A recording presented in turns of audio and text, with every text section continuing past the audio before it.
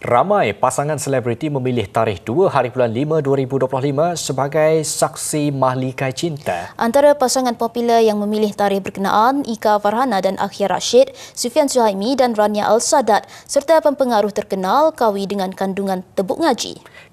Kita ikuti paparan segmen hiburan. Akhirnya bersatu di mahligai bahagia.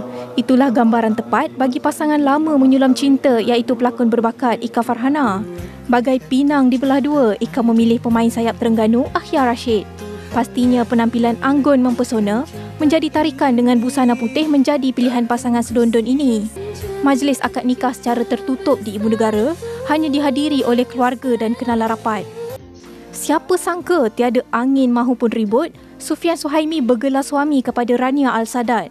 Pasangan ini sepakat memilih tarikh 2 Mei mengikat cinta mereka. Bahkan, kisah cinta kedua-duanya disatukan dalam lagu Saksi. Pasangan ini dinikahkan bapa pengantin perempuan, Sharaf Al-Sadat dengan mas kahwin 1 dinar emas. Bagi mereka yang mengikuti Kowi Aro atau nama sebenarnya Abdul Kowi Abdul Rashid, pasti terkejut apabila kenangan indah perkahwinan dimuat naik di media sosial. Berusia 28 tahun dan terkenal dengan kandungan tebuk ngaji, perkahwinan dilangsungkan di Greenwich, London, United Kingdom.